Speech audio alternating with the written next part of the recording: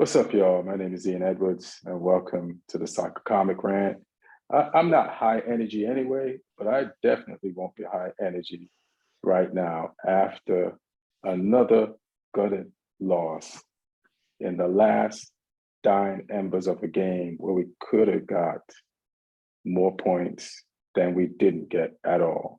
So this happened at Crystal Palace when we set up the shortest wall in the history of walls at the dying embers of a game, and now Man United lost to Arsenal, and we're going to cover Chelsea, Liverpool.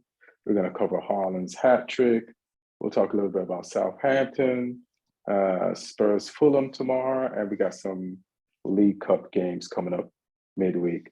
But let me start introducing some people. Some people you know. There's Neil Chakravarty, stand-up comic from Chelsea fan. What up, Neil? Good, all good. I know you got some points this weekend. And then we got Lee Hudson, stand-up comic from England and Southampton fan. Hey. What up, fam? So, yeah, back to being depressed this week. And we got one person whose smile I can't stand right now. Why is he beaming? Why are you beaming, bro? Hey, man, it's a beautiful Sunday. Things are going great. Life is good. Life is good. Yeah, let me just introduce him first. Stand-up comic, AJ Faji. Obviously, you can tell by the ugly gear that he has on that he's an Arsenal fan. What's up? Hello, good to see you guys all again. Good to be back. Chatting it up, sharing, commiserating. This fun Sunday. Very good times. What do we have to commiserate about, AJ? Hey man, life is good. It's a new year. Things are going well. We're out of COVID.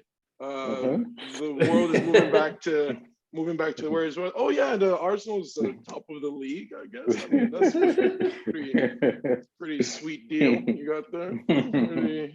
Pretty fun times, But that's neither here nor there. How are you guys' days going? And AJ, you're Nigerian, right? Big time Nigerian.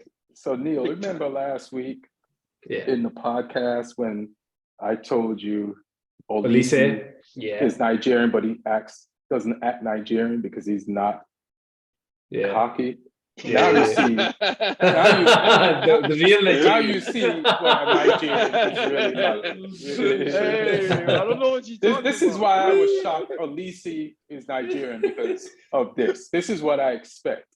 What do you mean? What do you mean? Nigerians can be humble. We just, when they're dead. Yeah, I guess. When they're asleep, under anesthesia. Yeah, good times. Good times.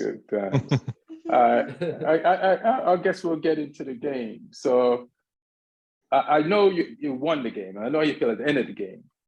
But before the first goal, the game starts. How do you feel about who's got the ball, and did anything surprise you?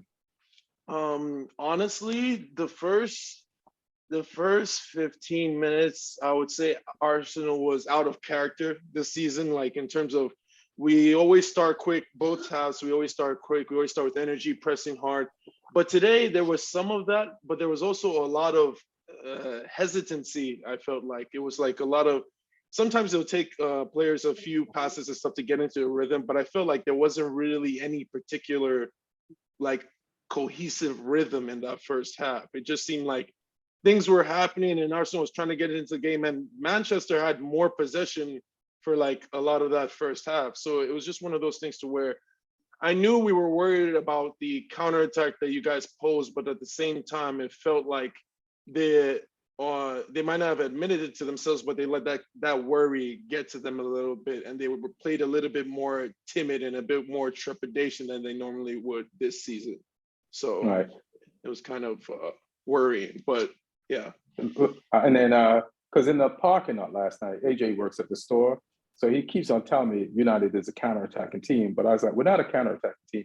Some teams are better at holding onto the ball than we are because they're further along in their process. But if you do hold the ball, we can counter on you. So that first half showed you, especially on the road, that we're not a counter-attacking team, but we have a good shape if you're good at holding onto the ball, and we will use your holding onto the ball powers against you.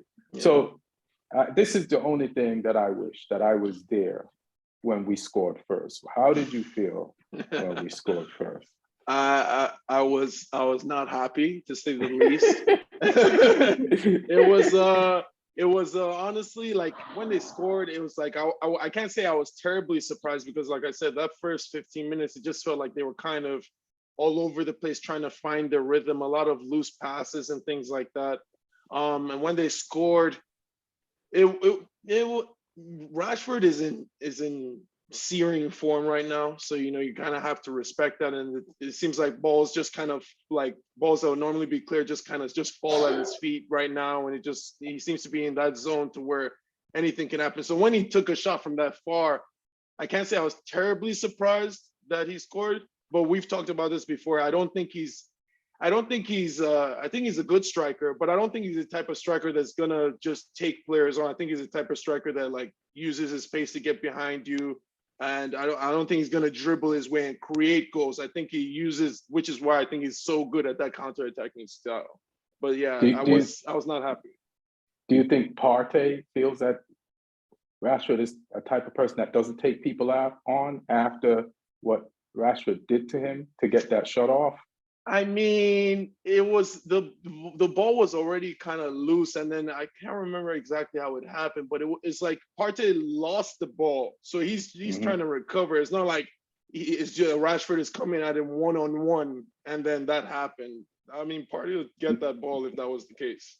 No, I think you should watch that play again. He did something to move to Partey. I don't even know if anybody has that move in their repertoire, and then he went around.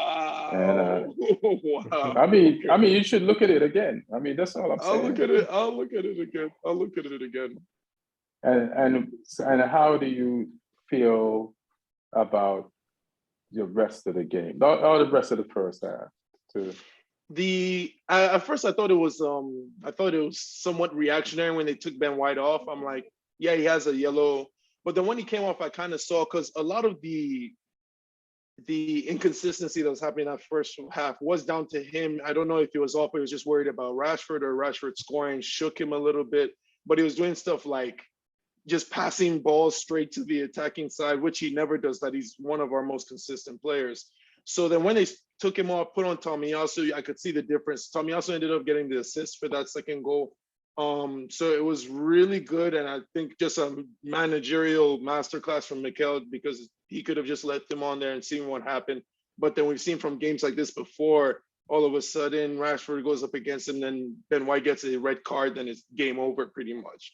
So I think that was great. The reaction after the second half, the honest truth is, I honestly feel like that kind of back and forth was happening the whole game, and it happened that way. I think the turning point was when you guys decided to take off Anthony and bring on Fred, because at that point, that was when, because I was waiting for it to get to that point to where we're like pinning you back and like trying to force our game plan on you, but it never really happened. Well, then when that happened, that defensive minded switch came on, all of a sudden there was just a bunch of times that it's like all 10 players were behind the ball, and we were just kind of going at you. So it was one of those things to where, like, I felt Ten Hag kind of dropped the ball on that move, and I kind of get why he did it, because Saka was really going at what's his name, Shaw. He was trying to get the better of him, but at mostly the same Eriksen. time, yeah, Eriksen too. Eriksen was just a little bit slow-footed. He couldn't keep up with him, but at the same time, I just felt like, because you guys didn't have much of an attacking outlet. Weghorst was kind of like missing most of the game. But then when they did that move, that's when I felt like, oh, it's ours to win right now. As opposed to before, it was like either side I felt like could have won before that switch at the 70th minute. Okay. What do you guys think about this, the first half of this game that Arsenal luckily won? at their home. in front of Yeah, their lucky 19 $75,000. games. Yeah, Yeah. lucky. I mean, 19 games. and I'm only saying that facetiously because you guys won. Yeah. Like somebody sent me a photo of like your what's the Expected goal? goals. Our expected goals was No, like 2 point something. No, they Yours were sent like me point something. they sent me a photo of like Zinchenko being offside. And I said, nah, fam, we lost. You know? Right? And I just we lost. But you know, we went toe to toe and we lost. But all I hear from every Arsenal fan when you lost at Old Trafford is, we outplayed you. That goal was unlucky. We did though. See, it's like take the L. I'm here to teach you how to take an L like a man. You know what I'm saying? And that's the difference. But let these guys give me their version of this because they're neutrals and they got to enjoy this way more than I did. And you couldn't enjoy it until after the game. I say Arsenal fans have had a decade of learning how to take L's now, so it's it should be. So you know, let them enjoy being a winning team again. Yeah, you're right. You know what? You're right. My bad. they've felt some pain. I got a bit of sympathy for Arsenal, given that they went through some pain. But I mean, one of the interesting stats I found from this game was that Arsenal had not on target, but overall 25 shots. Yeah. Compared to United's 6. Shot on target was only 5-4 to Arsenal, but 25 shots. Like they clearly had a policy of shoot on sight. Like if we get in that final third, we're gonna De Gea is a great goalkeeper on his day, but also he has mistakes in him. He didn't really create or didn't really have any in this game, but they had a policy where they just wanted to shoot. And Saka at the moment is such a weapon when he cuts in on that left foot and unleashes those shots. He almost reminds me of like prime Arjen Robben in that defenders knew that was the what right he had. side, yeah.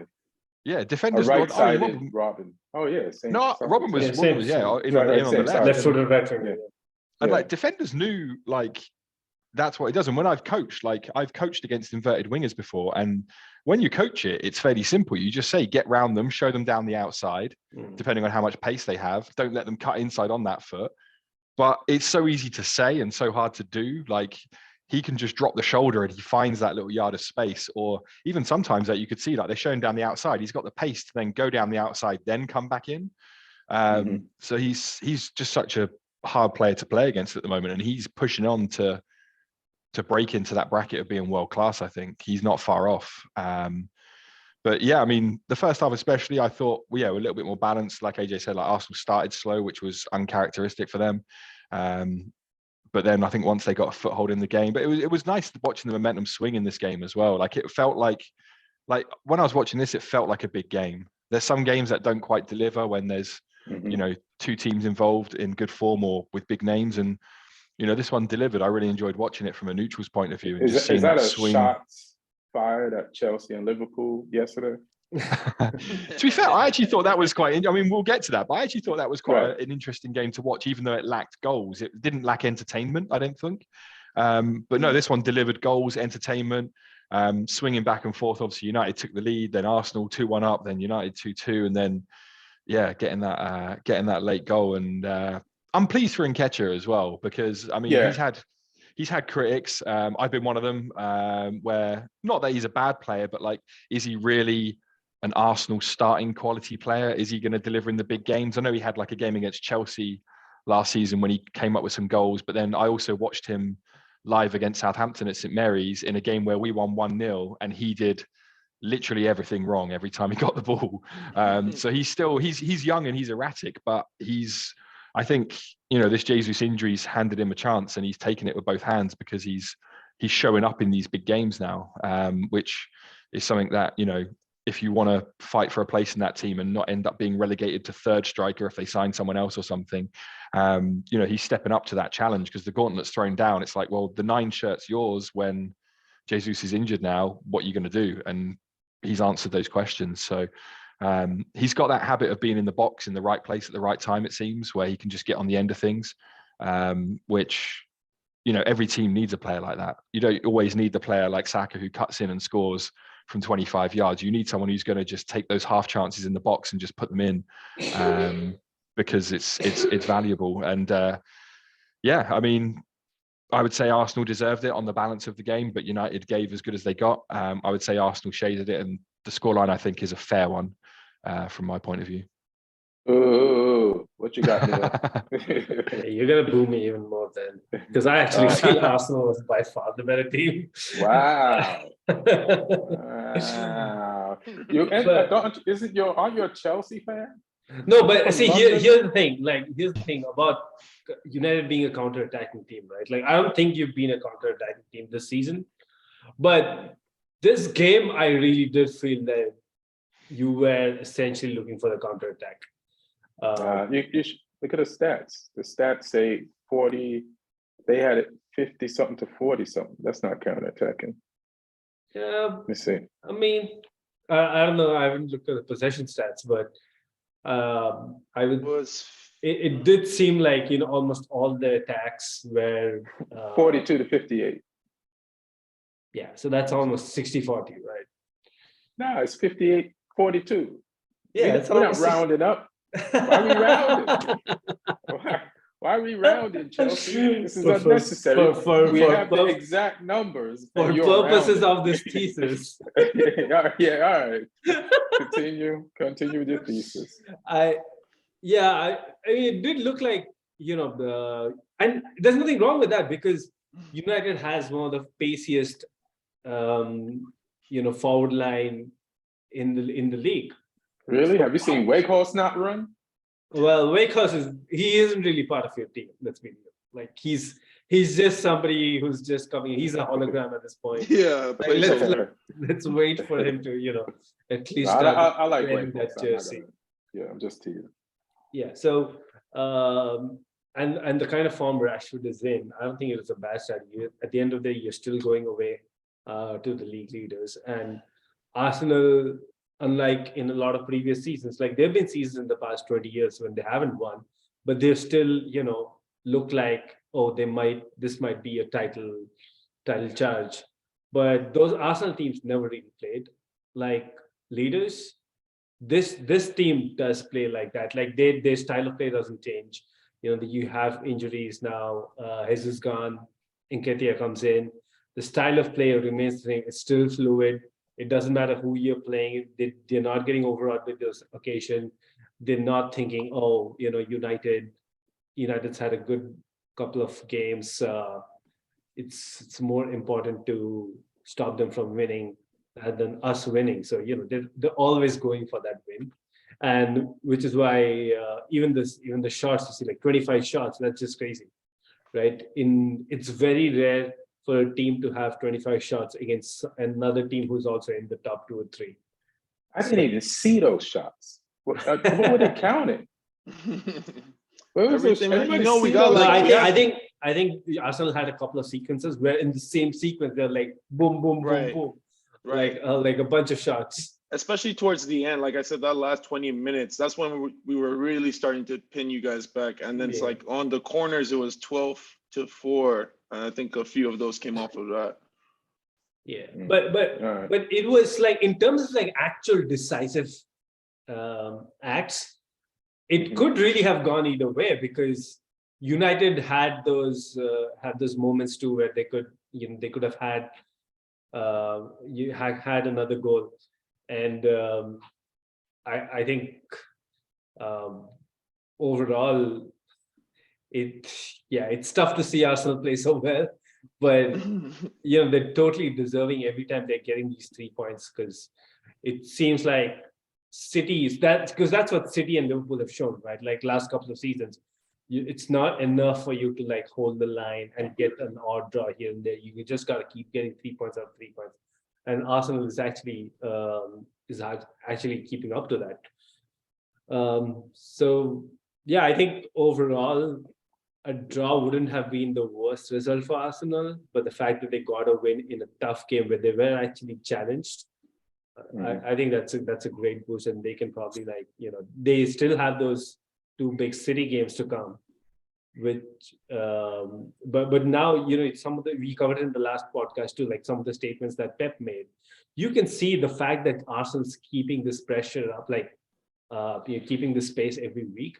It's getting to City a little bit.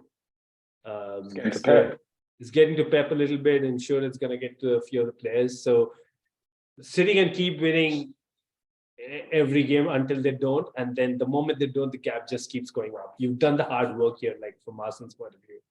So I mean, it's a good game to watch, but I think the best team won. All right. I mean, the best team did win. I didn't expect us to win this game. It's just I thought the most we could get out of it would be a tie, and then I would tease AJ like we won, and I knew it would hurt him. But so that's what I was rooting for. But we went up there. At least Ian United have won on aggregate this season against Arsenal. I guess. You know what? You're right. Please, good I actually call. wanted to ask you other two guys. Did you see when the FA overturned their decision about that goal that was called back in the Man City Arsenal game earlier on this season? It's like there were 3 decisions this year that they've overturned as far as VAR calls being wrong. Oh really? No? Yeah, I heard. I didn't hear like which specific goals they were talking about. I know they were doing like some sort of a This review. is the classless loser. Not Like, you lost the classless. game, You said AJ. I was lying, so I just want to make sure everybody's on the same page. AJ, that's what I said. You were lying. Or Yes, did I you said said I I didn't was hear making that? it up.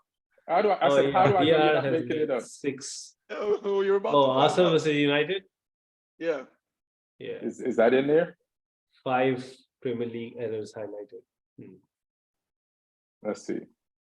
But how could that be highlighted when we saw the foul? That's just it, though. It's like the thing about the fouls, and especially what they've been doing lately, is like they're not calling every single foul. So it's like he barely touched him, and like some angles you really see. Come on now, he did not. It wasn't like he bundled him over or nothing like that. Come on now. That was a foul. That was a foul. So I don't even know how they could turn that over. Premier League that was a panel foul. admits VAR got it wrong on 6 decision overturns this season, including Gabriel Martinelli's disallowed goal at Man United and calls rescuing Chelsea and Palace. So there it is. And who's this? Is the FA? The FA? This is the Premier League panel. So I guess it's the people that review the VAR decisions over the course of the year. How do I know it's not a bunch of Arsenal people on that panel? Oh gosh. And I'm the one that's a petty fan, right? Find out who's on that panel, and then let me see what their allegiance is, and then we'll see. Like that was a foul. That was a clear foul. Like, listen. Like the referee's body in effect admits, so this is the referee's body. So like this is the same referees that can't even call VAR right when they have like clear cameras and they can see things, and the same referees that gave a penalty to, is it Real Betis? Who beat us in the Europa League this year? Like in this season with a handball to Martinez and his hand is to the side, and they gave them a penalty. Like that referee board? Nah, I'm cool. If you're talking about aggregate calls, I think Man City can't complain about penalty decisions. I mean, Man U can't complain about penalty decisions. Over the course of the years, like you had Bruno Fernandes damn near in for Golden Boot off of all the penalties they gave this guy that year. Hilarious. I'm just saying. I don't want to listen. I'm a classy loser. Oh yeah. So let me just keep this shit classy. Okay. Let me keep this shit classy. So I myself, over the past few weeks, have kind of cheered for Nketiah. For some reason, I like him, and I like it. It's tough because I like football. So even if somebody's not on my team, if I see it like there's some purity to them, I like him. So Nketiah, like trying to prove to Arteta that he belongs with his friends who he was in the youth system with, that I belong out there too. and like being told, "No, we're going to buy someone," and they did, and now that person got injured, and he has a limited window to prove that, hey, when this person is not injured anymore, I want you to consider me. You know, I want to stay here and I want to contribute. So in the game since Jesus got injured, and I said this on the podcast, Nketiah scored some goals, but they weren't important goals. They were like, Arsenal be up 2, he'd score the third one. And he did it like twice in some of the games that he came back. But those are very important goals. Because if you don't score those goals, he ain't scoring the goals today. You know what I mean? Like, he's not in front of a goal nervous that I need to put this in the net. He knows he's put the ball in the net. And people are also talking about those goals as if they were important goals. So it's sometimes energy is everything. So, you know, those goals that he scored a few weeks ago, even though some of them weren't that significant, they were significant for what happened today. And he really did his thing today. That last goal, it's pure reflex, it's pure training, and it's being ready for anything. Because that wasn't a pass to him. That was like a block shot and the ball got to him, right? I think on that last goal. And I feel gutted, but I also didn't expect us to win. But I'm glad we went to Arsenal and almost went toe-to-toe, because Arsenal did deserve to win. And we have no bench. And me and Lee was talking on one of the podcasts, like what I'm worried about Man U going forward. And you said we're in a title race. I think you were saying that. And I was like, no, we have so many contests and we have so few players to like willingly rotate to. Like today we had to, even if Southampton had to get Fred off the bench, how great would you feel? You know what I mean? Like, even though Fred has improved, have you seen our midfield? Yeah, I mean, I'm just like, the history of Fred is not like he's still Fred. He's still Fred, you know.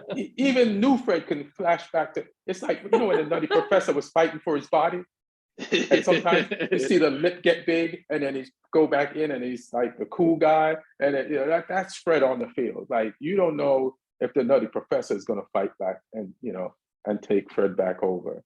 So. You know, so it's just in a big game like that, we got Fred off the bench. Like, you got Trossard off the bench, like a guy from a hot team added to a hot team, and you had like somebody in the stands that you just bought, like a defender, and it's like, so we're glad to be where we are, but we need points now so that later on we could stay in the top 4. Like, we're probably going to drop more points as the season goes on than we are dropping right now. But the key is to like not drop, to win as much points now so that we can stay in the area of top 4. I suspect Spurs is going to get better. Like, they lost the other day and they're not great, but they still have Conte and they're hovering in 5th. So I feel like, you know, they almost have more of a right to be in the top 4 than we do, based on the last few years, what they did last year, and the fact that they got Conte and he has more time with them. But you know, I just felt, you know, hats off to all our players today. Weghorst, De Gea made that great save, but couldn't save the Nketiah one. Wan-Bissaka was great, and then he was bad. There was one point when Martin was in the living room, you can ask him, and Nketiah tried to take on Wan-Bissaka. And I started laughing. I'm like, what are you doing, Nketiah? This is not going to go well. And Martin was like looking at me like, and then Wan-Bissaka just took the ball from me with his telescope, got up and turned the ball upfield. And I said, that's not happening. And even Martinelli tried it a few times, but he missed the header. Like, he's bad when the ball on the far post and the ball is in the air. That's Wan-Bissaka. That's the thing he has to fix. But you know, who else? Like Rashford, that's a worldy goal. It's a pretty amazing goal. And, you know, he's been practicing that Ronaldo shot. Like Ronaldo's one of his idols, that long distance Ronaldo shot. So, you know, since he's back on form, he tried it and he used it and he did it. Martinez, like playing for the badge, you know what I mean? Like getting that header in off the, you know, getting the goal back right away, 6 minutes. I think both second goals for each team was scored 6 minutes after. Like your first goal was scored 6 minutes after our first goal, and our second goal was scored 6 minutes after your second goal. So that, and then it's just, yeah, we ran out of time.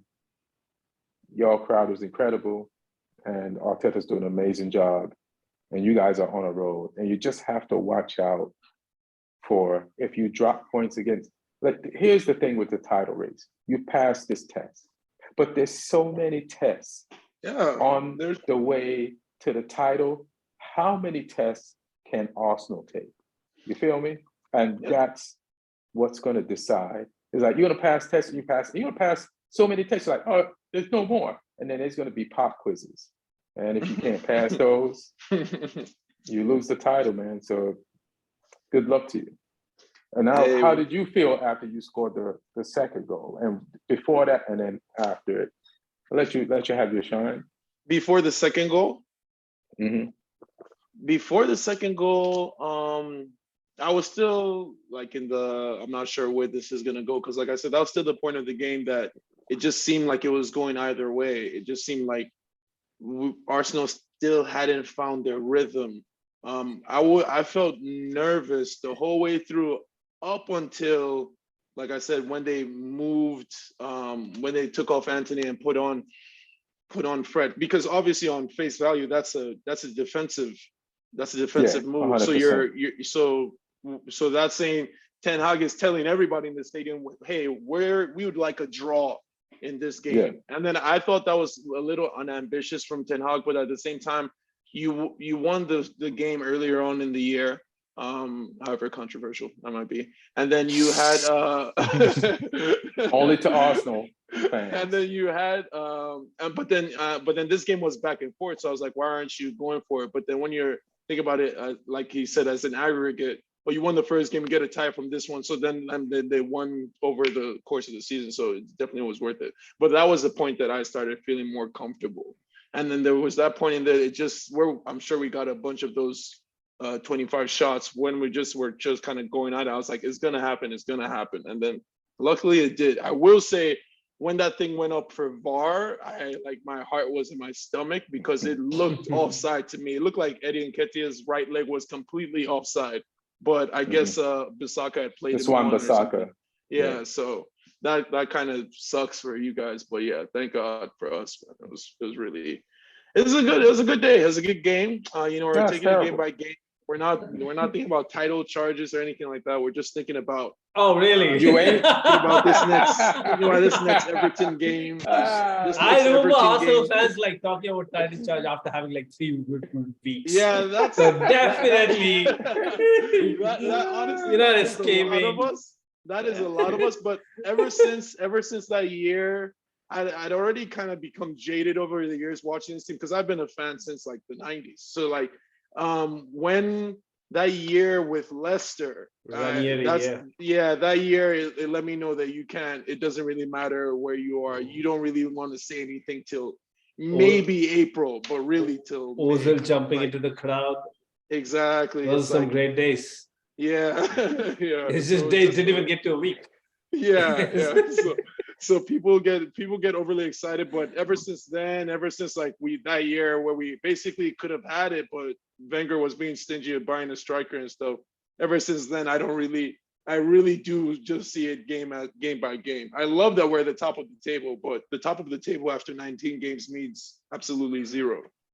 You have more points than the Invincibles did at this point.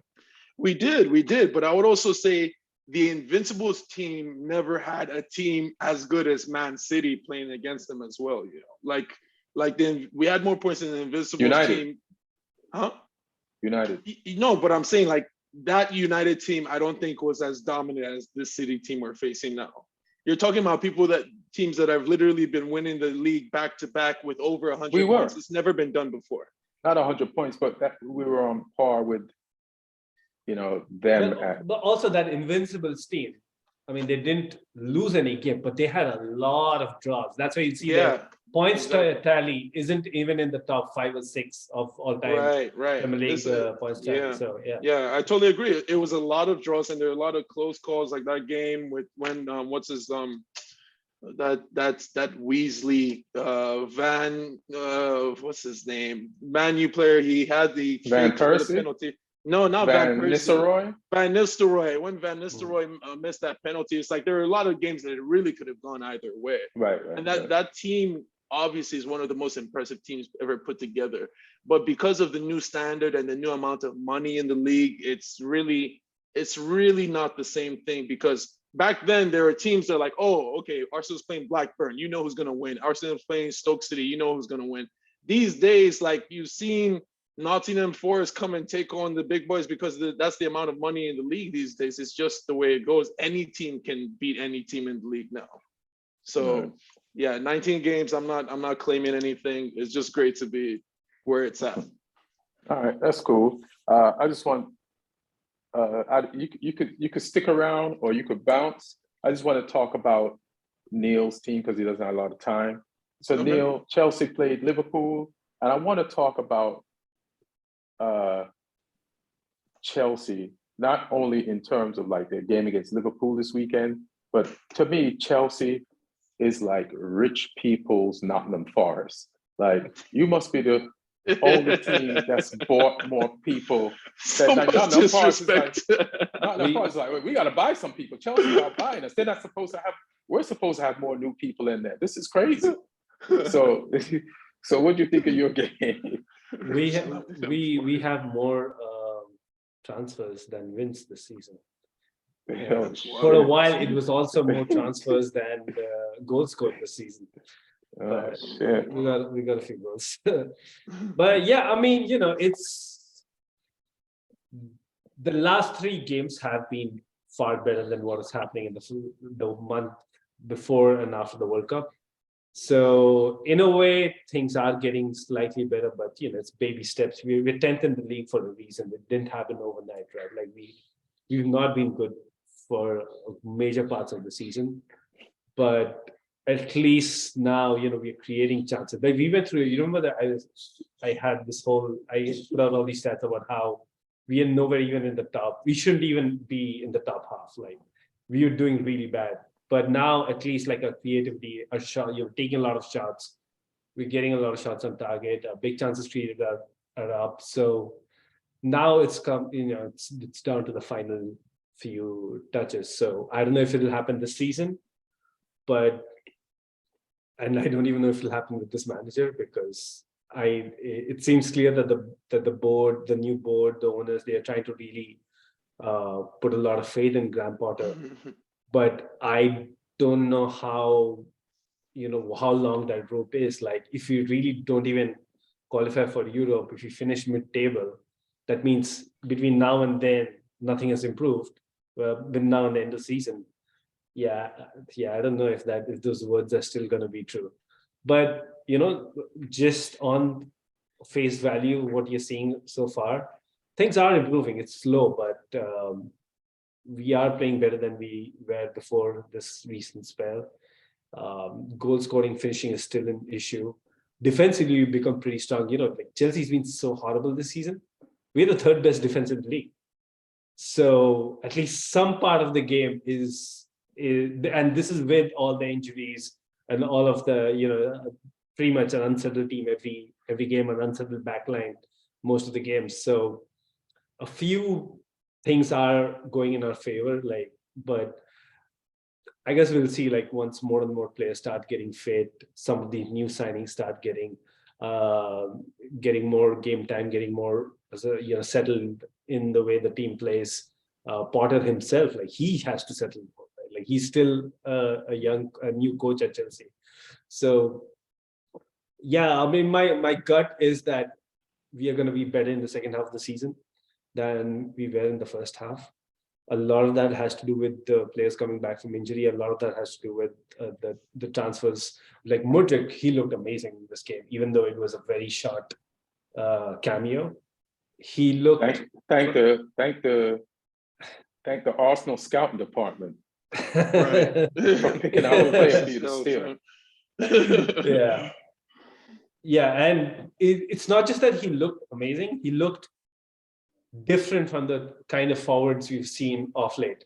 Like somebody with pace, dribbling ability.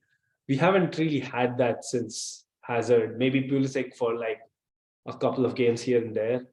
But this is something that Chelsea in the form line have missed for a long time. So, yeah, let's see. Somebody like Mudryk, I've never really seen him play 90 minutes before. So it's an unknown quantity for a lot of fans too. But yeah, signs are good. This new guy, Mudryk, he's a right winger, again, pacey, good on the dribble, physically strong. And Felix, another one game, and then he comes back. We have a good break before the next couple of games. So finally, I think you do. We are out of the fishbowl. Yeah, because we are not in any of the cups, right? Shit. So so I think we have one game in like the next 2 weeks or something like that. So because you guys are off. Yeah.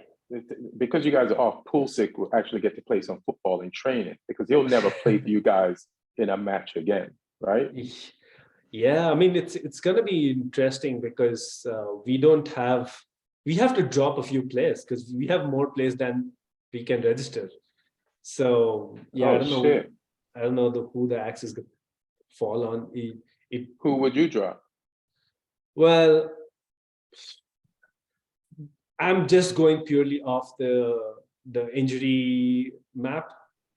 I think I would drop Zakaria and Pulisic because they are the ones whose injury, like their recovery, is the longest out. So if you're not going to be available for most of the season, then what's the point? So Pulisic will never play for you guys again because Sterling's going to be back. He's on the left. This Mudryk guy, he's on the left. Who else you got that's left on the left? Mount could be in that position sometimes. Is it Felix could be if he's Felix? Holy shit! Felix plays off the left a lot. Holy shit! Pulisic will never play for Chelsea ever again. Yeah. So and he's getting into his last year of contract in the summer, so there's a good chance he's going to be sold. Somebody should get him cheap. I've always seen him as a very talented player, but he's like you said, the injury record with that guy was just always like, what is going on? Just some people with ankles and hamstrings and stuff, they just, similar to how Van Persie was till he went to Man U, is like just always the same thing every year. And it just sucks because he's really talented, just can't keep it together. Yeah, and he's talented, but he's also not the finished product yet, right? So every time he has an injury, it's almost like you feel like he's starting from scratch again. So that's unfortunate for him. But that's a topic for the summer. Let's see what happens. There's lots of stuff to happen before that. Neil, I got a question for you. Do you think Chelsea have a transfer strategy right now, or do you think it's just like because I'm very upset about that Mudryk thing, but at the same time, I'm just wondering what it is that they're trying to do. I don't think they have a transfer strategy. They have a transfer addiction. Yeah, that's probably a better way to put it. It's like, what is going on? You guys have 5 people in the same position. I'm confused. Hilarious. I mean, see, in terms of like rating these transfers or not, I'm at a stage where I've been bitten too many times trying to get hyped up over new transfers. I want to see them actually play in the Chelsea shirt and do well. And then, all right, let's see what they can actually do in the Premier League, right? True. But I think what's happening is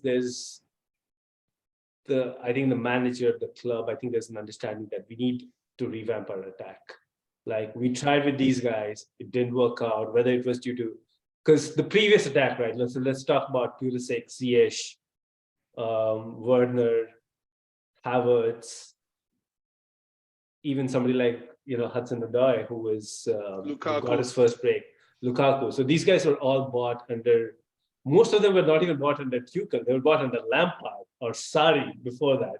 So for whatever reason, it hasn't worked out, and it's time now to, move on with a new manager, a new scouting team. And their theories obviously are that, they want to work with some of these names that we are seeing now. So from that point of view, if the idea is a clear out, then this makes sense, because look at the people that they got. They got a left winger, Mudryk. They got a right winger in Mudryk. They got Felix, who is on loan, but you never know. He might, if he does well, I'm sure somebody at Chelsea will figure out a way to pay the cash to get him. Right. And we also got Nkunku. So we got Nkunku and Nkunku coming in some. Forgot about him. Center. Right. So And you they still are own kind Lukaku. of covering. Yeah, we still have Lukaku. So we're at least like these guys are trying to like cover all bases, right? So it's not just, even though it can look like from outside like too many players in the same position, if you look at the actual players they've bought, they're all playing, they're all, doing a different role. Mhm. So, I mean, and then if you look at some of the other areas, like, so we got Badiashile, who I think had a great game against Liverpool. And he's had like 2 back-to-back really good games now, centre back from Monaco.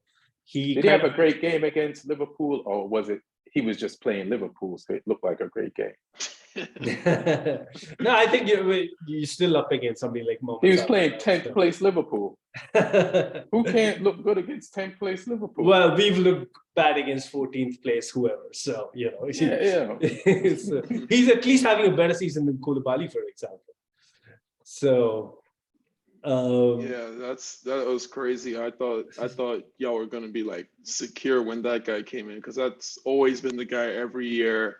Like every team has been trying to get him to like shore up their defense, and it's like, yeah. yeah. AJ, I'm gonna tell you to turn on a light. Sorry, go ahead.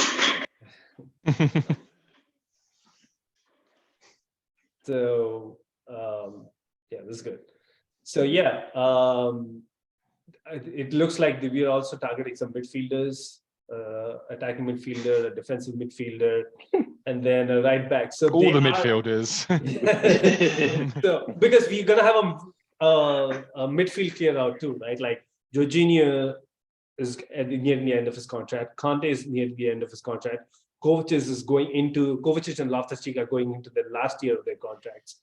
So just almost by the nature of things, like things have to change in that part of the pitch. So yeah, but are these the right players? Are these the right names? Like we'll only know in a couple of months later.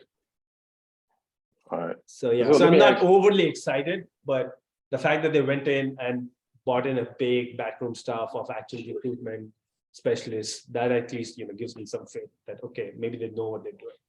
You guys bought so many players. I thought you were celebrating the Chinese New Year. I'm like, who owns this team? Like, I thought your owners were American. Whatchamacallit? I guess there's a question for all y'all, but Lee, you could jump in first. What was this question? So it's kind of like about the Man City game, and it's not really the result of the game, but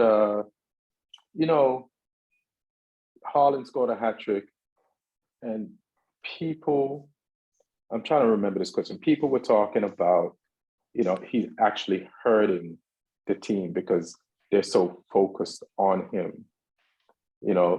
So it takes away from other players. But he just scored a hat trick. I can't remember this question. But did you see the Man City game? Yeah, I've watched it back. I mean, it's a weird one. I think Pep might need to be a little bit more savvy in certain games now, because he was one of those managers where he's just like, this is my philosophy every single time. I don't change for anyone. And I think sometimes when you have a different type of player in your team, you might have to, because like against Wolves today, it was fine because it's like, well, Mahrez and De Bruyne are going to get some space, and if they supply him, they'll supply him with quality, he'll score goals. But some of the top teams now are getting smarter, and they can work on shutting off the supply lines to him. Like I was amazed at how little he got against you guys at Old Trafford. Like you shut that shit down. Even like, because I mean, I remember I put a message in the chat when we played them in the League Cup and we beat them last week and they didn't even have a single shot on target. I would message in the chat when they were throwing him off on the bench. They were obviously putting De Bruyne and Haaland in. I was like, well, we're going to lose now. And we managed to shut him out. And if we're shutting him out, then it's like, well, you know, we had a good game plan that day, but it's like, well, he still scored more goals. I mean, he's already scored more Premiership hat-tricks in 19 games than Cristiano Ronaldo did in his entire career. He scored more than that. He scored, is it 4 hat-tricks? Is the 4th one or what? Yeah, more than Luis Suarez too. It's Suarez. It's the same amount as Suarez. But Suarez did it in 81 games, and Haaland's done it in 19, which is and Van Nistelrooy did 4 hat-tricks in 65, and Robbie Fowler did it in 80-something games. So he's clearly contributing, but I think it's there's probably still an element of Pep still working out how best to get the best out of him and the team at the same time, because sometimes he gets the best out of him, but it maybe is at the detriment to the rest of the team, or sometimes the rest of the team's doing the best thing for them, but that doesn't necessarily get the best out of Haaland. I think once he like figures out how to mesh those two, especially in the big games, then people are in fucking trouble. And AJ better be hoping that doesn't come together this season, because I hope not, dude. So that is the question. This is going to be this second half of the season is Man City's half of the season. There's so many, the last 3 seasons, it looked like Man City had lost the title to Liverpool, or, you know, except the season when Liverpool was all injured. And it was in these last 20 games that City went on a streak. Now they had their time to like have the hiccups. I think the game against us in Southampton really helped them, because they realized that there's moments they were missing to get the ball to Haaland. And I think they're more conscious of those moments, and they will take the chance to take those moments to pass the ball to him. And I could see them doing that against Wolves. And Wolves is not a good team, but one thing Wolves is good at is frustrate you and not be able for you to easily score on them. And Man City, this is a big game as far as like the scoreline, the effortlessness with which Man City got to 3 goals against Wolves. Like Wolves, plus Lopetegui, extra difficult, and they just discarded them. And I mean, it could have been more as well. Like I think there was a penalty they should have had that they didn't get. Sarr made a couple of good saves as well. Like it could have been more. Mm-hmm. So do you think, Lee, that City can catch Arsenal? What's the gap right now? Let me double check on that gap. It's 5 points. 5 points with a game in hand for Arsenal. I'm shocked that you just know that off the top of your dome. I just double checked it here. You know me, just one game at a time. I mean, I've got to say, like, yes, City could catch them. Whether they will is another thing, because I think, like, this Arsenal team, like we'd spoken the other day before the North London derby about how, you know, the mentality is different now at this Arsenal team. It's not just necessarily the skill levels, it's because you've got to pair the skill levels with the mentality, otherwise you don't win championships. And the fact that their mentality does seem to be so much more stronger, they seem to be so much more resilient. You know, they showed it today, going behind and then coming back and then pushing for that late winner as well. So, I mean, if as long as that mentality doesn't crumble, I think Arsenal can do it. But it's whether or not, you know, they can still do it further into the season, because the more games they play, the more evidence that other teams have to analyze and to figure out a way to stop them. But also the more games that Arsenal play, the more they seem to win at the moment, the more confidence they seem to have. So it's a double-edged sword. Like it's, if they can keep that up, then I mean, I think the trophy could be going there, but it's not beyond the possibility that City could just put some crazy run of form together. You can't ever count them out on that basis because of the amount of just sheer quality they've got in that squad. It's stacked. And yeah, if they find their groove and Arsenal have a couple of wobbly moments and then it gets close, that's when the real mentality test will be. You know, if City close that gap, it's like, well, can they pick it back up and push on Arsenal, or is that the moment when it finally catches up to them in terms of that mentality? But so far, I mean, other than obviously, you know, the game at Old Trafford, Arsenal have passed every test that's been thrown at them in terms of mentality. They've, you know, obviously a couple of games where they probably would have wanted to do better, maybe the draw against Newcastle, which is still not a bad result. But for the most part, they've looked so much more resilient than they ever have in the last decade. Which, you know, I mean, if you're an Arsenal fan, that's got to be positive. Neil, you think City can hunt them down? Oh, you're muted. And let me just say something before I forget. Sorry, fam. Yeah. Like, you know how you brought up the mentality that we talked about? And you know how important that mentality is? That mentality is so important. That's all Pep is talking about, Arsenal's mentality. And it's what he's upset about. He's upset that his team does not have this mentality. So when they beat Spurs the other day, he was like, our team is basically complacent. Our fans are complacent. And he's like, he talked about the fire Arsenal is showing. And that's why he's pissed after his team won a game, because he wants his team to be like that. But it's a thing you can't manufacture, because your team had that when they were on the come up.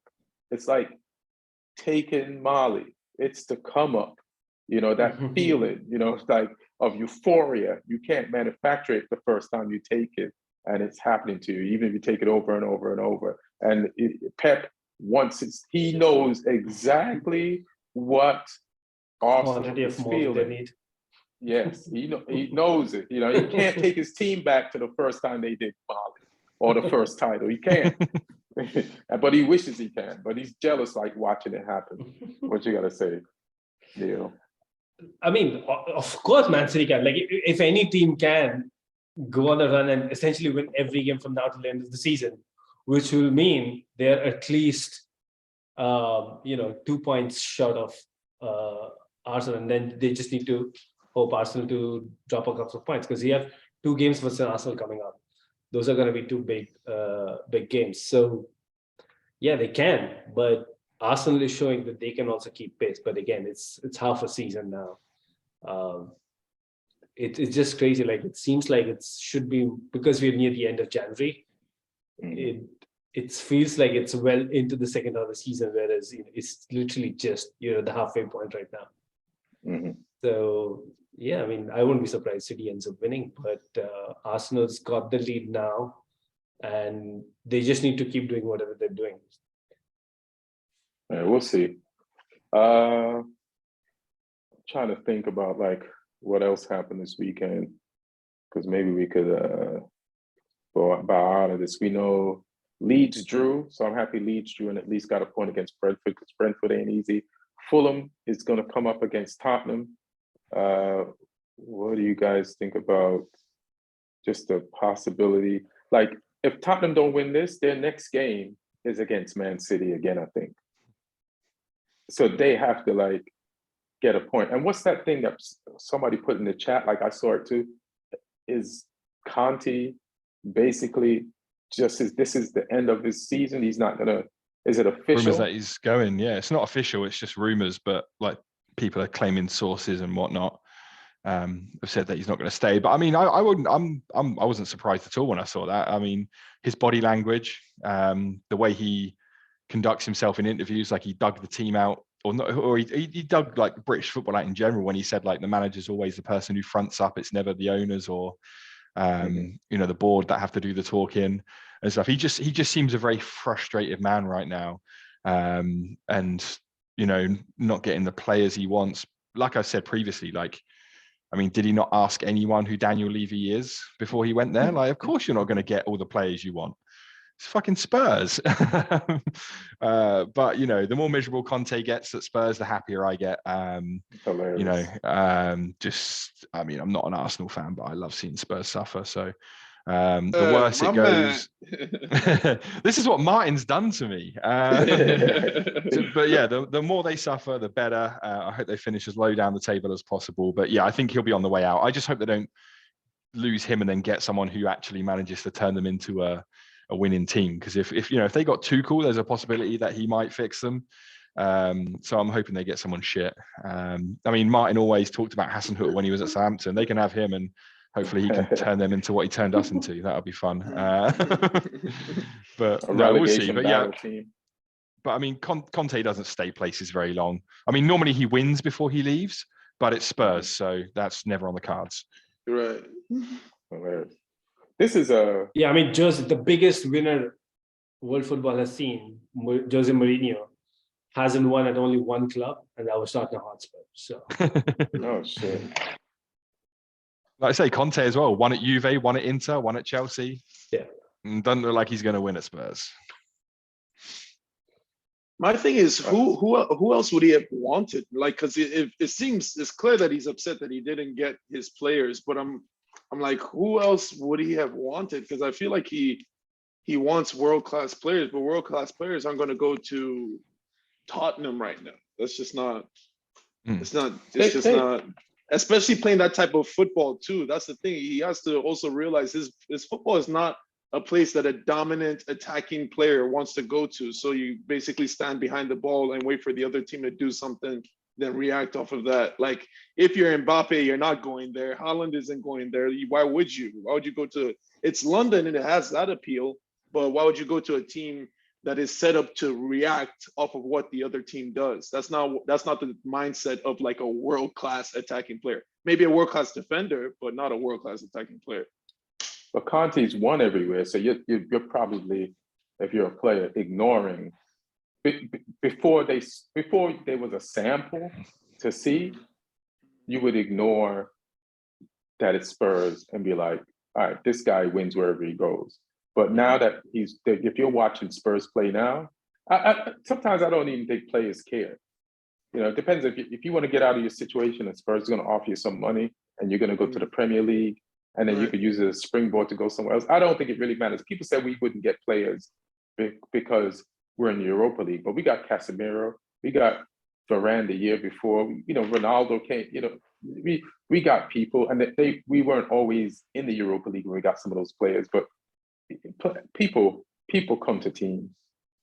I don't think that stops people. But I don't think an attacking like knowing how Conte plays, because this is essentially how he's played at pretty much every team he's been at, and this is kind of what he's known for. He's known for this. He's a winner, though. Yeah, no, I agree. He's a winner. He's a winner for sure, but so is Jose Mourinho. Like you said, Jose Mourinho is the biggest winner like the game's ever seen. But the thing is, if you're a player that is an attacking-minded player, you're not going to want to go and play for Jose Mourinho's team. Like the type of player that has their pick of what team they can go to, like an Mbappe or a Haaland or Benzema or Lewandowski. You're not going to go to a team where your manager is going to train you to essentially stand on it. If you're a number 9, standing on an island by yourself while the other 10 players are behind the ball waiting to see what the team you're playing does. I don't think like any world-class player is going to go for that. So like when he says he's not getting his players, I'm just trying to figure out who it is that he's trying to get. I just don't know who he wanted in the first place. I just know who he got. So that's my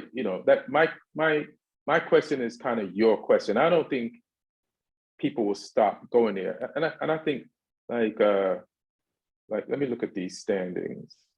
Well, not standings, but matches. Let me go to matches. When I look at you can get players from Barcelona because they're definitely going to be over the salary cap and they want to go somewhere where they can potentially win. And you can get them for cheap next year. You can get players from Chelsea for cheap next year and still stay in London.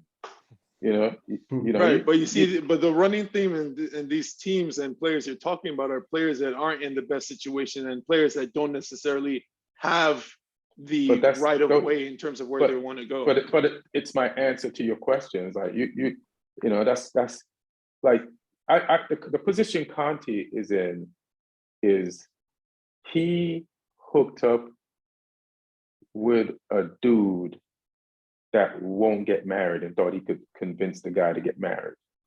Oh, You know? Levy, yeah.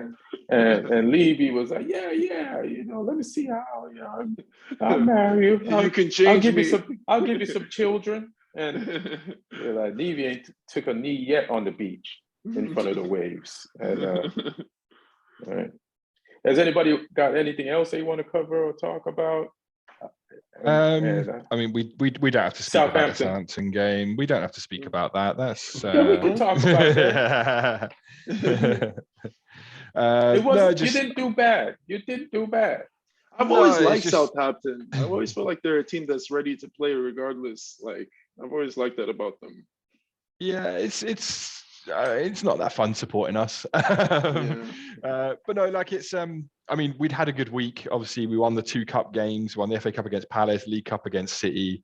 Then we went and beat Everton at Goodison. We were a little bit lucky at times in that game, but we got the 3 points, and that put us back level with West Ham and Everton.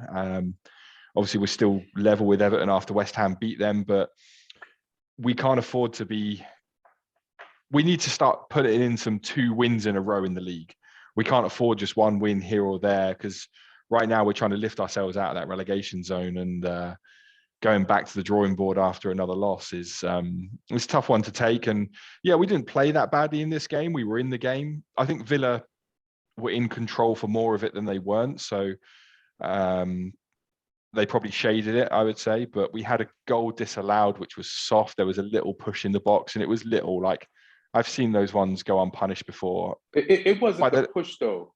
The guys.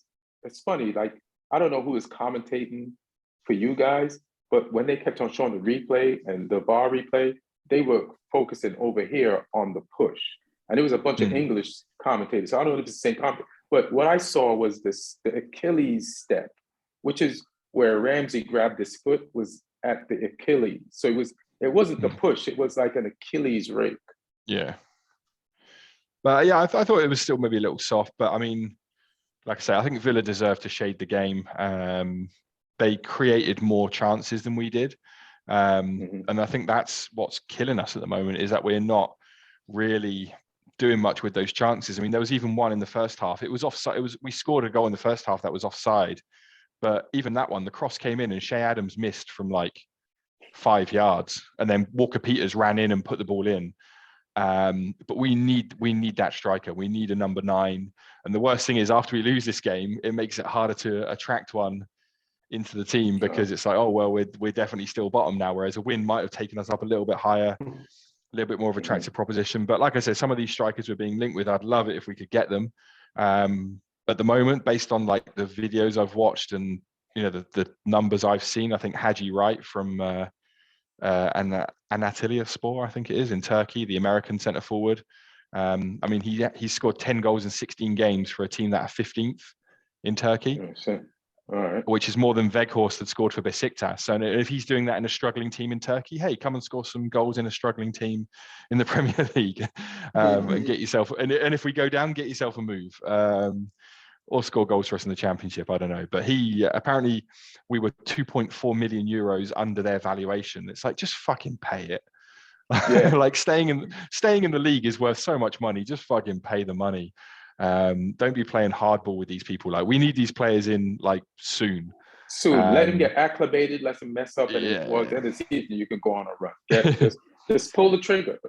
Yeah, don't be waiting until the 31st of January at 11:50 p.m.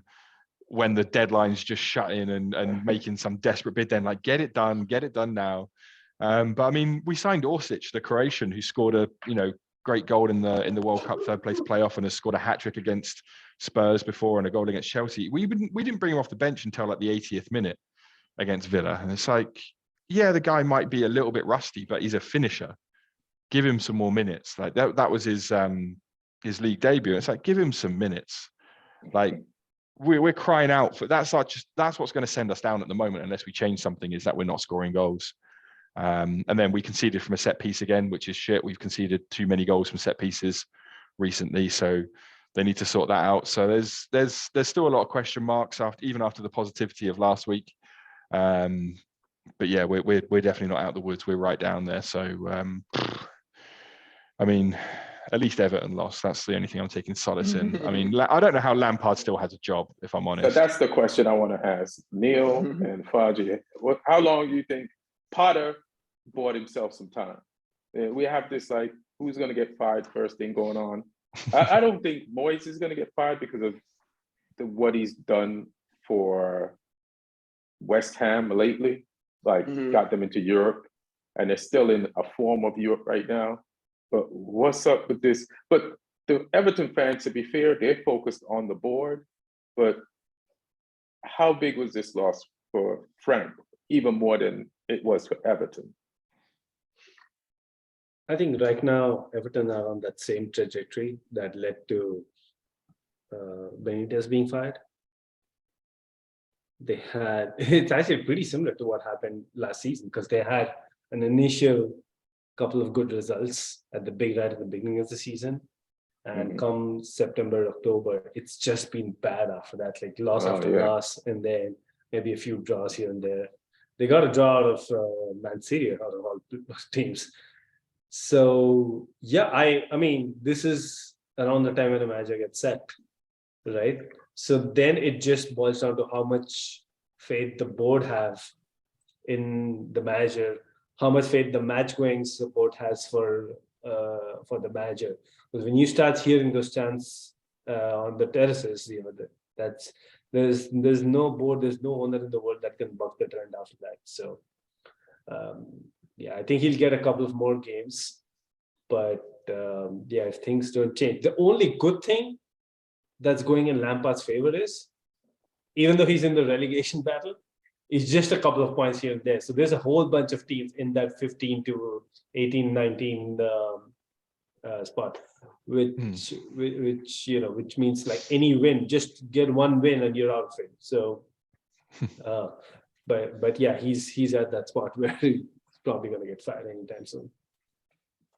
Right. Yeah. I would say I agree too that in terms of managers that are on the hot seat right now, you'd have to say Moyes and Lampard are both there. But like you said, Moyes has like a greater, you know, resume, and also like, you know, proven track record with other teams and stuff like that. So you can kind of look to it as Moyes being a good manager in a bad situation, as opposed to just seeing Lampard as a bad manager in a bad situation. Like there were times that, you know, it looked like things were really going well for him with Chelsea, but then there were times that it obviously didn't look that great. They keep that team, I'm just looking at the record here. So the last 5, they've lost 4 out of 5 and drawn 1. And that's definitely like relegate. I mean, they're in relegation form and also like sacking form as well. So I'd have to say Lampard, in terms of how many more games he can get, that's honestly, I thought they would have dropped him by now. My only thing is maybe after this, which is kind of an unfair game to put it on, but that Merseyside derby, when that comes around, that's the type of stuff that makes like fans like neutrals turn against the coach. Exactly. So it's like, even though it's like you're playing against a team that is in the Champions League and then has won not that long ago, they're in a bad form right now. But then if they lose that one, and even worse, if they lose it convincingly, I would say that's when it's like, they're looking for who's going to replace you at that point after the Merseyside derby. You know, those are great points, and this is just something to do with that. Like, you know, we keep on saying who's going to get fired first, but when you look Moyes, Potter, or Lampard, but a big part of this is like, of the people who get fired first, who's going to get hired first? Because I could see Lampard getting fired and Moyes getting fired and Moyes getting Lampard's job. Yeah. Because that would be a good move for Everton. It would be a step up in the coaching, and it's a better Allardyce style appointment, and maybe Moyes could do more with Everton and save them, and then he'd be helping out his old team that made him David Moyes, and then maybe they could part ways at the end of the season with Everton still intact in the Premier League, and he could find another job because he's Moyes and what he did with West Ham and what he did with Everton in the past and what he just did if he saves them. So, you know, like, you can't feel completely bad for Moyes because he could probably get any one of those jobs from any of the teams in the Premier League that's probably going to fire, except, you know, their coach. He could get the Forest job if they decide to fire. He could get the Bournemouth job this same season if they decide to fire. You know, shit, he could get, he could, you know, shit, he might be able to get the Leeds job if they don't straighten their shit out. So yeah, for sure. And also going back to the Potter one, I don't see him like, yeah, the team isn't doing great, but at the same time, like, the whole thing is in flux. I think like anybody can see from the outside, it's like there's definitely a lot of balls in the air right now with that team.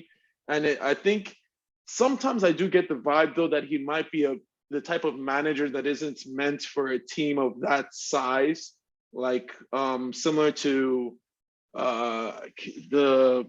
I always forget his name, stern-faced man. He used to be the Wolves manager before he went over to Tottenham. I know you're talking. Nuno. Right, Bruno. But then, yeah, so similar to that, there's some times that I see him like that, but I do think he's a great coach. It's just that would be the only question, because you can be a great coach but not necessarily know how to handle those superstar athletes. You know, that's like when Moyes went to Man United as well. Exactly. So it's like Moyes, I think he's a great coach, but then when you put him in front of like Pogba and those type of players, these type of attitudes where you can't just be like, hey, I'm the coach, you listen to me or you're out. Like, you know, this guy sells so many shirt sales, you have to deal with him regardless of how you feel. That's a different type of situation as opposed to just organizing a team. And which is often the reason why I think Chelsea have had hard times in the past recently, because it's like they have good players, but sometimes those players like will just turn on the coach and make the losses and stuff about the coach as opposed to the team itself. But yeah, I don't see Potter in the hot seat at all. I definitely think Lampard is the one that's like really buying his time right now. Yeah, I think Potter's safe just as long as he stays around 10th. Like, there's like which is such a crazy statement. It's a crazy statement, but it's true. Like, you know, you talk about all the things in the air around Chelsea, all the pieces that the owners see it, the fans see it, and they're like, all right, so this wasn't our standard before, but we'll accept this standard for this season. But if you fall below that shit, then if he goes like 12th, 13th, yeah, nobody cares who's injured. So we need to start playing better. Like what we've been doing last couple of games, I think we need to start building on that. And if the fans start seeing a slip back to the way we are playing in the last month or so, then I think you're going to have those Tuchel chants at Stamford Bridge. You're going to have those Abramovich chants at Stamford Bridge. So he just needs to make sure that wherever we are right now, our season begins today. Players are slowly coming back from the injury list. Felix is going to get his ban. His ban's going to finish. Mudryk. So let's make it happen from now on. Do you guys want to like him? Do you guys want to know what the bookies are saying with next Premier League manager to leave? Go ahead. Yes. So the overwhelming favorite is Lampard. He's 8-1 on. So that's like if you put £8 on, you get $1 back. Plus your £8. David Moyes is number 2 at 11-2. So it's a real big gap between those two odds. Jesse Marsh is number 3, 10-1. Antonio Conte, number 4, 11-1. Brendan Rodgers, 16-1. Gary O'Neill, 20-1. Potter, 20-1. Nathan Jones, 20-1. And then Jurgen Klopp, 33-1. So So like Lampard is they really think he's going to go next. Like you can barely even make anything from betting on it now. So that one's looking pretty likely. And then the rest, I mean, Moyes, Marsh, and Conte all sort of much of a muchness, and then the next tier of Rodgers, O'Neill, Potter, Jones. So yeah, that's how it's looking with the bookies. And then AJ bringing up Nuno, it's like if I'm Everton, I feel like Everton's form is just going to be like this, and they might not get out, and they just need a better coach, like somebody with more experience, just to make sure they stay up and give them at least the new coach bounce for a game or two, and just better coaching. So another candidate is Nuno, who you mentioned. Like I forgot about him. I don't think he has a job, and he will set them up defensively. Which, if you can't score, at least defend and grind out some wins, and then try to spring and get lucky. So, I would just fire Frank, not because I don't like him. I like Frank, but you just need a better coach. But this board doesn't make it, like, logically. You just need a better coach at this point. It's just too risky. So I don't know what he's going to learn in the next few weeks to make this situation better, logically. Yeah. And I think it's worth pointing out that he is being kind of fucked over by the board there a little bit as well. 100%, 1,000%. All they, but yeah. At the same time, they still not got a bad squad of players. Like, they're not horrific. They should be still above where they are. So, yeah. But I mean, Nuno's out making that money in Saudi Arabia right now, so it won't be him taking that job. So he's working? Yeah, he's at Al Ittihad in Saudi. Oh, okay. Okay. Okay. All right. Anybody got any last things they want to throw out, say? Leeds tied. They got a point this weekend, so thank God Jesse got something to keep alive.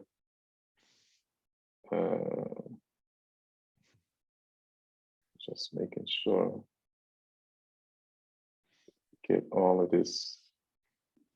Newcastle tied, so thank Crystal Palace for taking points from them.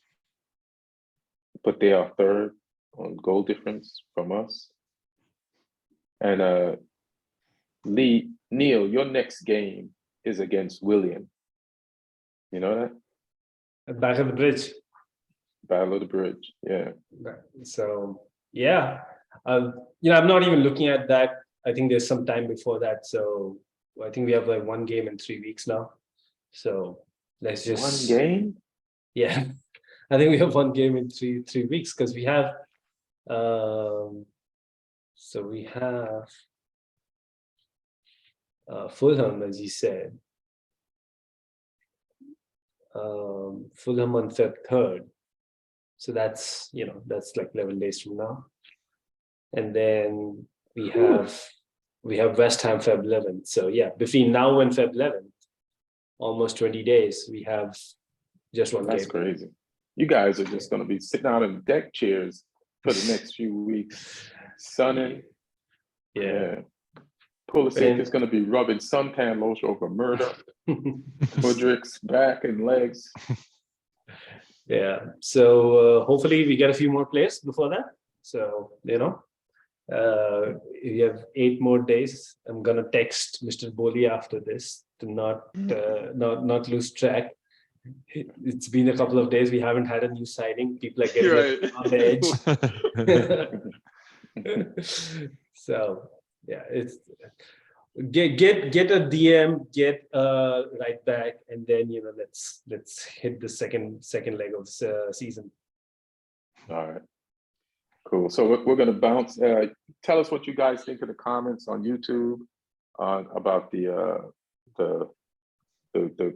Arsenal versus Man United game today. Arsenal top of the table. Tell us what you think about Liverpool, Chelsea, and just everybody else's position in the table. Frank's position as far as holding on to his job, and whatever thoughts you have. Thank you for listening and watching. I appreciate y'all. And I'm going to be in Seattle on the I think the 11th. 11th, yeah. But go to my Instagram at Ian Edwards Comic, and my link tree will take you to where the show's at. Anybody else got anything they want to plug? Yeah, No, I'm not at the gonna moment. be I'm gonna be at 8-Legged Comedy in Thousand Oaks Friday, the 3rd of February. So come check me out. Oh, dope. Anybody else? I don't know how many UK listeners we got, but I'm going to be at Hot Water Comedy Club in Liverpool on Sunday, the coming Sunday. So, yeah, any Everton fans, come out and drink your sorrows away with me. But no, it's a great club up there. So yeah, I'm looking forward to that one. Hot Water Club. All right. And you guys can come fight with me at Sarslar. Hilarious. All right, thanks guys. We appreciate y'all. Thanks for listening and watching. And Thanks. let me turn this on.